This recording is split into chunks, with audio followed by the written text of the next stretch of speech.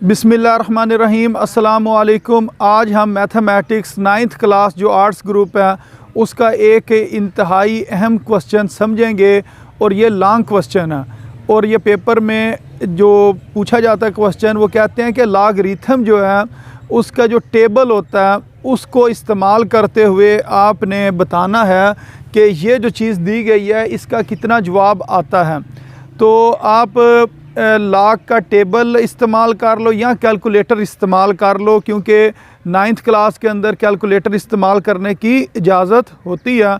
तो हम इसको कैलकुलेटर की मदद से इस क्वेश्चन को हल करेंगे।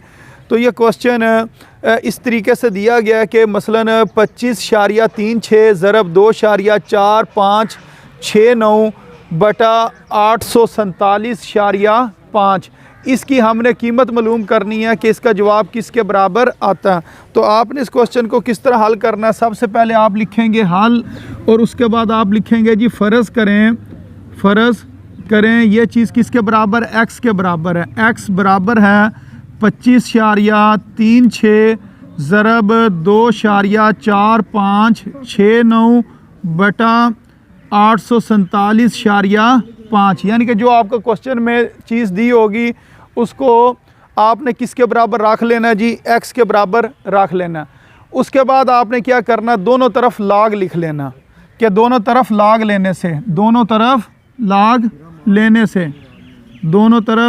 लेने से ये चीज़ आपने लिख लेनी है। अब इस साइड पर भी आप लिख लोगे लॉग और बराबर के दूसरी साइड पर भी क्या लिख लोगे, लॉग।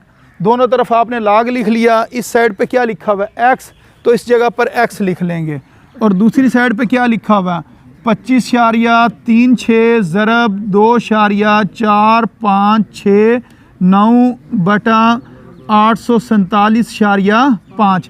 जो अशारिया से पहले रकम होती है उसको आपने इकट्ठा पढ़ना होता है और अशारिया के बाद जो रकमें लिखी होती हैं उसको आपने अलग-अलग पढ़ना होता है। मसलन ये लिखा 25.36 नहीं पढ़ेंगे, इसको क्या पढ़ेंगे, 3-6 पढ़ेंगे।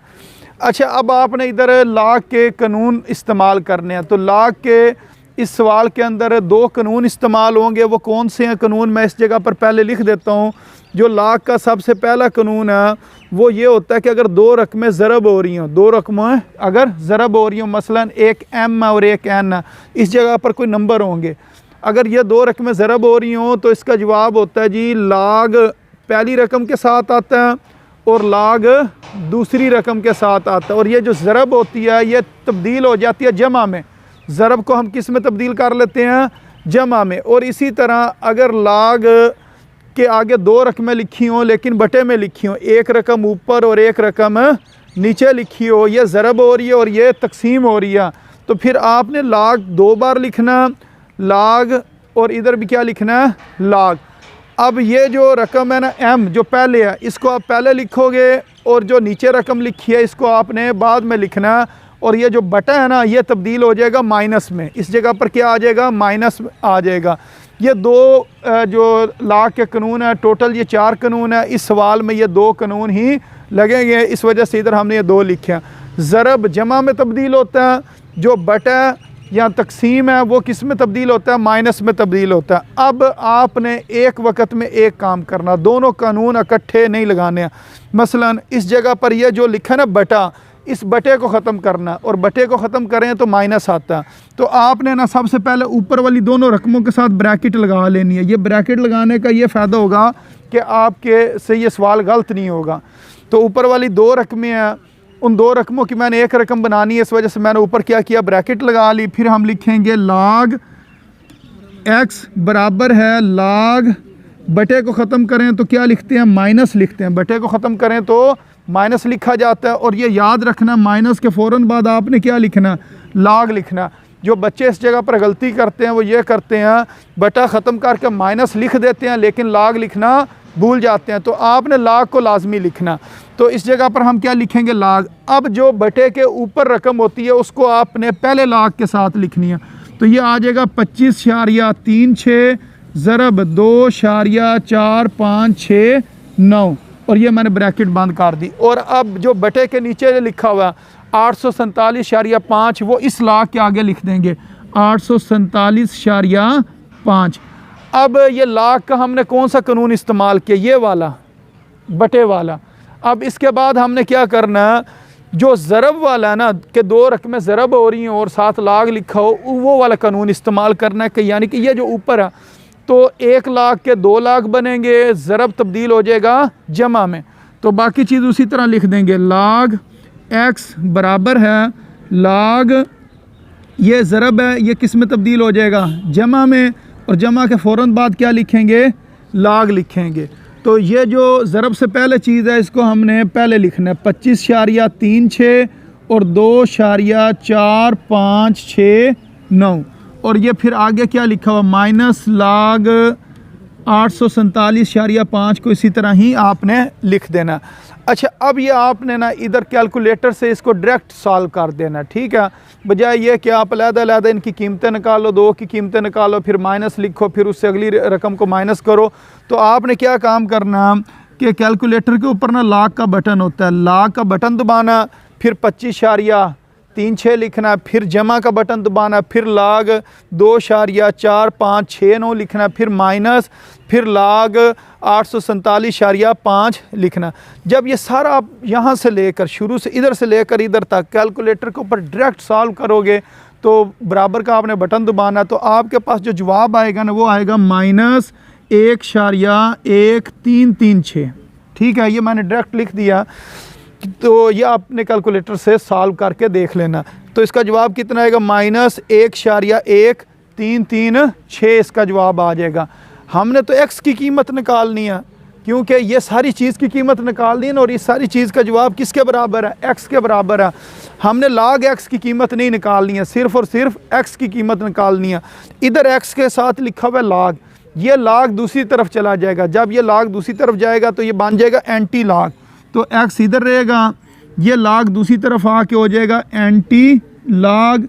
आगे इसको ब्रैकेट में लिख लो -1.1336। अब एंटी लाग किस तरह लिया जाता है, कैलकुलेटर के बाईं तरफ ऊपर एक बटन होता है, उसको कहते हैं शिफ्ट का बटन। शिफ्ट का बटन आप दबाओगे तो कैलकुलेटर की जो स्क्रीन है उसके ऊपर छोटा सा एस लिखा जाएगा, एक साइड पर छोटा सा एस लिखा जाएगा, इसका मतलब ये है कि शिफ्ट का बटन दब गया। अब उसके बाद आपने क्या करना, लाग का बटन दबाना, शिफ्ट का बटन दबा के फिर आपने लाग का बटन दबाना, तो छोटा सा 10 लिखा जाएगा।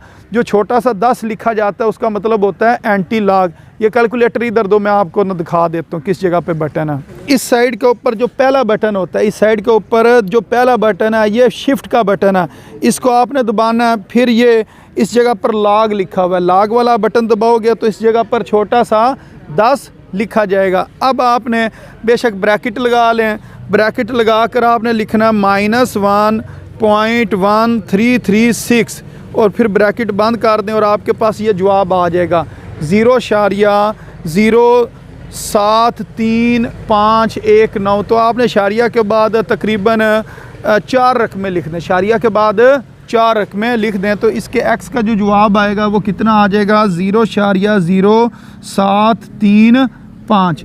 तो ये इसका जवाब है। इस तरीके से ये जो लाग के क्वेश्चन है इन्होंने हल होना होता है और उम्मीद है आपको इस क्वेश्चन की समझ भी आ गई होगी। ये स्टूडेंट्स, इसके बाद जो इससे नेक्स्ट क्वेश्चन है उसको सॉल्व करते हैं। और ये वाला जो क्वेश्चन है ये पहले क्वेश्चन ही की तरह क्या, सिर्फ रकमें चेंज है, बाकी इसको हल करने का तरीका बिल्कुल पहले क्वेश्चन की तरह क्या। तो आपने क्या करना है, ये जो क्वेश्चन में रकम दी गई है इसको फ़र्ज़ करना है ये x के बराबर है। तो इधर सबसे पहले हम लिखेंगे हल, हल लिखने के बाद हम कहेंगे फ़र्ज़ करें ये जो सवाल में रकम दी गई है ये x के बराबर है। मसलन x बराबर है 8.67 ज़रब 3.94 फिर बटा 1.78, यानी कि ये चीज़ इसके बराबर है। उसके बाद हम लिखते हैं दोनों तरफ लाग लेने से, तो इधर हम लिख देंगे दोनों तरफ लाग लेने से, दोनों तरफ लाग लेने से, ये वाली लाइन लिख देनी है। उसके बाद आपने क्या करना है, दोनों तरफ लाग लिख देना है। इस साइड पर भी आप लिख दोगे लाग और इस साइड पर भी लिख दोगे लाग। अब इसके इस साइड पर बराबर से पहले क्या लिखा हुआ, x लिखा हुआ, तो इधर हमने क्या लिख देना, x लिख देना। और उस साइड के ऊपर क्या लिखा हुआ 8.67 ज़रब 3.94 बटा 1.78। अब एक काम करना, ऊपर दो रकमें, ऊपर कितनी रकमें हैं? दो रकमें हैं, तो उन दो रकमों की एक रकम बना लेते हैं। क्या करते हैं? ब्रैकेट लगा लेते हैं। इसके साथ ब्रैकेट लगा लेंगे इस जगह पर और इस जगह पर। ऊपर वाली दो रकमों के साथ ब्रैकेट लगा लिया। अब हमने log का कानून लगाना, जो बटा इसको हमने ख़त्म करना। हाँ जी, बटा ख़त्म कर रहे हैं तो ये वाला कानून लगता है कि बटे की जगह पर हम क्या लिख देते हैं? माइनस लिख देते हैं। तो इसको हम यूँ लिखेंगे, log x बराबर है log माइनस log। तो ये वाला बटा आपका ख़त्म हो गया। अब बटे के ऊपर जो चीज़ होती है वो पहले log के साथ आती है, और बटे के नीचे जो चीज़ है या डिवाइडेड बाय के जो नीचे चीज़ है या रकम लिखी हुई उसको आपने दूसरे log के बाद में लिखना होता है। इधर हम लिखेंगे 8.67 ज़रब 3.94 और इधर लिख देंगे 1.78। तो ये log का जो दूसरा कानून था ये वाला, ये हमने अप्लाई कर दिया। अब इसके बाद हमने क्या करना? log का जो पहला कानून है उसको अप्लाई करेंगे। मसलन ये लिखा हुआ है ज़रब, इस ज़रब को ख़त्म करना। तो ये ज़रब ख़त्म हो के जमा आ जाएगा, और ये जो एक log है इसके दो log बन जाएंगे। तो इसको हम यूँ लिखेंगे, log x बराबर है log, ज़रब की जगह पर क्या आ जाएगा? जमा, फिर आ जाएगा log। अब जमा से पहले कौन सी चीज़ लिखनी है? जो ये ब्रैकेट में पहले नंबर पर लिखी हुई है। ब्रैकेट में पहले नंबर पर क्या लिखा हुआ है? 8.67, और ब्रैकेट में ये दूसरे नंबर पर क्या लिखा हुआ है? 3.94। इसके बाद आपने क्या करना है? माइनस log 1.78 लिख देना, जो यहाँ 7-8 इसको लिख देना, log 1.78। अच्छा, अब इसके बाद हमने क्या करना है? यहाँ से लेकर यहाँ तक कैलकुलेटर के ऊपर लिख लेना और इसका जवाब निकालना है। मसलन ये log x इसी तरह लिखेंगे, उसके बाद यहाँ से लिखना शुरू करेंगे। ये कैलकुलेटर के ऊपर log का बटन है, इधर से ये जो तीसरी लाइन है, पहली दूसरी तीसरी लाइन में इधर से दूसरा बटन, log का बटन दबाएंगे, फिर लिख देंगे 8.67, फिर लिखेंगे जमा, फिर लिखेंगे log 3.94, फिर माइनस, फिर लिखेंगे log 1.78। ये सारी चीज़ें लिखने के बाद जब आप इज़ इक्वल टू का या बराबर का बटन दबाओगे तो इसका जवाब आ जाएगा 1.2830, यानी कि शारिया के बाद आप 4 रकमें लिख लो तो इसका जवाब कितना आ गया? 1.2830। अब आपने x की कीमत निकालनी है, तो इधर तो log x लिखा हुआ है, ये वाला log दूसरी तरफ जाकर एंटी log हो जाएगा। इधर हम कहेंगे x बराबर है एंटी log, और आगे ये रकम लिख लो 1.2830। ब्रैकेट लगानी है, ठीक है, नहीं लगानी है तो फिर भी कोई मसला नहीं है, आपका जवाब निकल आएगा। अब आपने शिफ्ट का बटन दबाना है, ये बाईं साइड पर ऊपर जो पहला बटन है, शिफ्ट का बटन दबाओगे इस साइड पर छोटा सा s लिखा जाएगा।